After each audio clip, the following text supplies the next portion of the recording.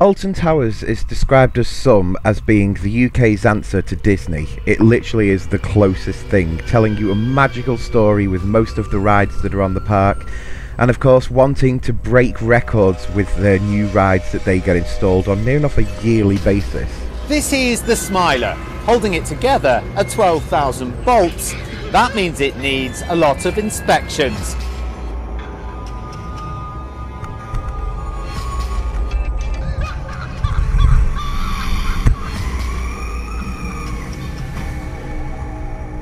The Smiler, Alton Towers' £18 million roller coaster, opened about 2 or 3 years ago, I think it is now, on June the 1st, which was delayed opening, and since then has encountered several different problems.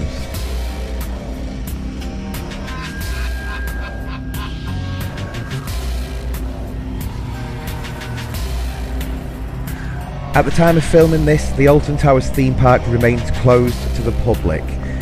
Let's have a little look as to why. Fucking hell. How the fuck do they manage to do that?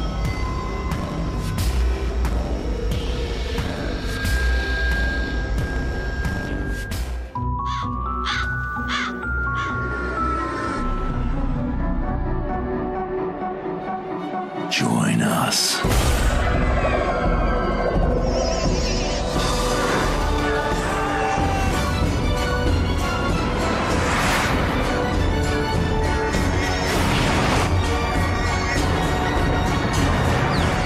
To the Smiler. The Smiler, the world's first 14-looping roller coaster. Book now at altontowers.com.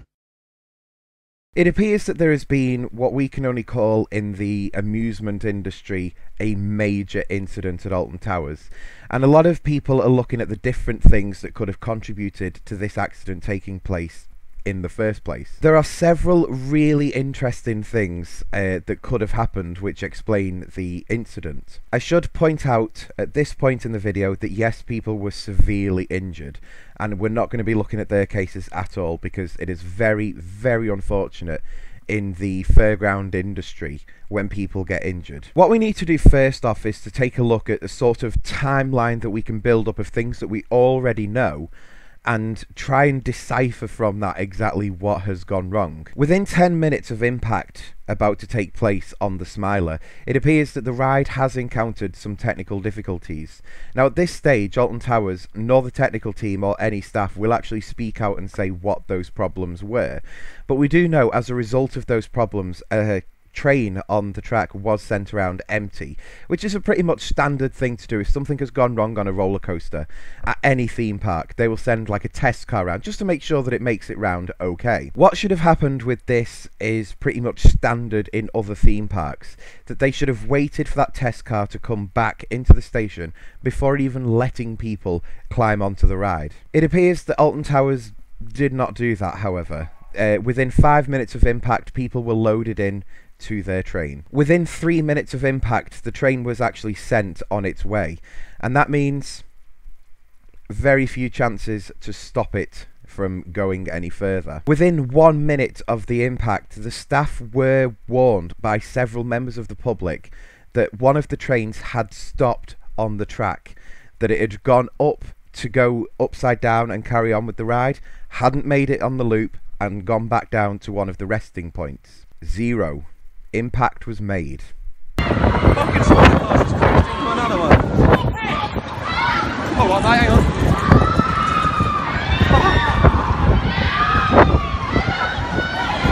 Do you know, I was going to get my phone, I thought that ain't going to happen. Fucking hell. How the fuck do they manage to do that? Oh my god. That come round full fucking speed into the back of that one.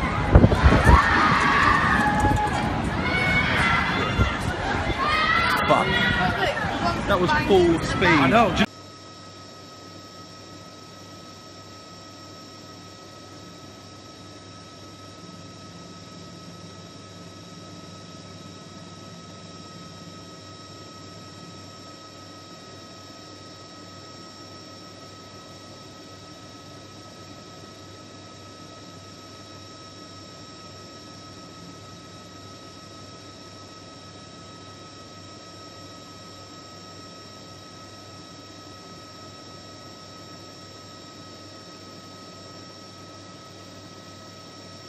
Now you can see there that this is sort of a bit of a bad thing to happen, and as you saw on the videotape, it's not really a good thing. Even if you're just a standby person just watching, it's really not good to watch. Thing is though, what could have caused this?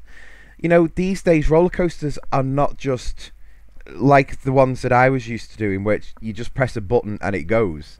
Like, these are computers that you are basically riding on. And Alton Towers have said in statements that, you know, it is a computer system that is designed to know what piece of track each car is on. So an impact like this should be virtually impossible because each train has its own set of brakes. So if the computer recognises, hang on, these two are too close together, they are in the same section, it will apply the brakes and both trains will stop, regardless of where they are on the track. That is, unless the system has been overridden. A lot of people say that the system could have been hacked. Now, as far as I can tell from my research, the computer system that operates the Smiler ride is offline. It does not have an internet connection.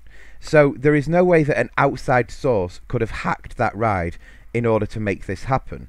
But is it possible that it could have been hacked from inside the park? It is possible that either maintenance staff, or even if they knew what they were doing, the operating staff could have overridden the system. Now, in any case, the system should have still picked up that two cars were too close and were going to make impact. At that point, it is a bit unclear, because I would think that in either case, it would put the brakes on all trains. It would stop them. But it appears that that part of the system can be overridden. Well, why? I don't want to pin the blame at this being human error, but human error does look like the most plausible cause of this happening in the first place. It is of course possible that system error is at fault here. I mean, let's not forget that 10 minutes before impact was actually made on these two trains, the maintenance team appear to have been called over because there was a problem with the Smiler ride. It is possible that they were called to a system error, and let's not forget, we all know what computers are like. They do what we want for so long, but sometimes computers will do things that we don't want them to do. I'm not going to sit here and say that I know exactly what happened with the Alton Towers ride Smiler, because I don't. I think even most of the staff that were there on the day, I don't even think that they knew exactly what was at fault here. But I do think that we need to point out that several safety rules were breached. When I worked at Camelot Theme Park, which is another video that I've done on here, we were always taught that if you had to send a car on a test ride, that you waited until it had come back either to the station or to the braking point just before the station. That was before loading in on your next train. What happened with us at Camelot, if we had a technical problem, we had to hand over our paperwork to the maintenance team. The ride was then under maintenance control, as in the operating staff had nothing to do with that ride. We couldn't even touch any buttons while maintenance had control of that ride, even if it was one maintenance person that was sent to go and fix that ride. So yeah, it appears that Alton Towers have very, very much messed up on this one, and some serious lessons will be learned from this. As for the Smiler ride itself, are Alton Towers going to keep it? Because I know that that is kind of a burning question that people have. Well, I mean, we need to look at the Smiler ride for what it actually is. It is £18 million. Take away the track, take away everything, it is £18 million. That is not a light company investment by any stretch of the imagination. And since its opening, in fact even since before its opening, the Smiler has been plagued with problems. You don't have to look that far online to see some of the problems that the Smiler has had. Yes, I'm talking about things that you would actually see in horror films. Like, there has been wheels falling off this ride. There's been bolts that have fallen off this ride. You know, and you kind of have to sit there and you think, hang on, this was £18 million and that was happening. You know? And my mother turned around to me yesterday and said, would you still ride the Smiler again? And the truth is, I still probably would, but I would be very, very scared on that ride. Not because it's a scary ride, but because of the reality of that ride is, I don't think it's that safe. I said before in the video that the ride was actually delayed being opened to the public, And we're told it's because of teething problems. But what were those teething problems? And why were they so big that the opening of the £18 million ride had to be delayed? Why is that? There is the possibility that the Smiler will reopen to the public, but I don't think it's going to be a fan favourite for that long. I don't even think that it is possible that the Smiler would be sold off to another theme park, because with a track record like the Smiler's got, with a bit of a rebrand, who's still going to buy that ride, right? It is of course possible that Alton Towers will decide to scrap the Smiler. I mean, let's face it, it's been open like, what, 3 years? And we've seen how many problems that this ride has had. And no amount of, moving bits of track, no amount of a rebrand is going to make people go, that's a safe ride to go on. Because it has knocked people's confidence. And, okay, yes, Alton Towers are going to be moaning this year because, it's been a dip in profits. Of course it will be. But what they've done is to break people's safety mentality. One of the main things when you go onto a roller coaster is you think, okay, I'm strapped in, I am safe on this ride. And the Smiler has proven time and time again, you're not that safe. The theming of the Smiler ride is to make you think that you are going to be marmalised. It's going to play with your head. Well, how's about we didn't even go on the ride and it's playing with our fucking head? This is not acceptable anymore. There are laws in place about ride safety when it comes to theme parks. And from what I can tell as an outsider, Alton Towers appear to have breached several safety rules. Even on the day, if it is true that members of staff were warned that a train had stopped on the track, and they failed to do anything, that alone is a breach. Most importantly, and finally on this video, I will say this. A lot of people will look at this incident and go, I will never ride a roller coaster again. But let me remind you of something, right? Even with the Smiler and the problems that it has had, the Smiler per day has still done loads of successful rides, and people have enjoyed their time on their ride, and they've been completely safe.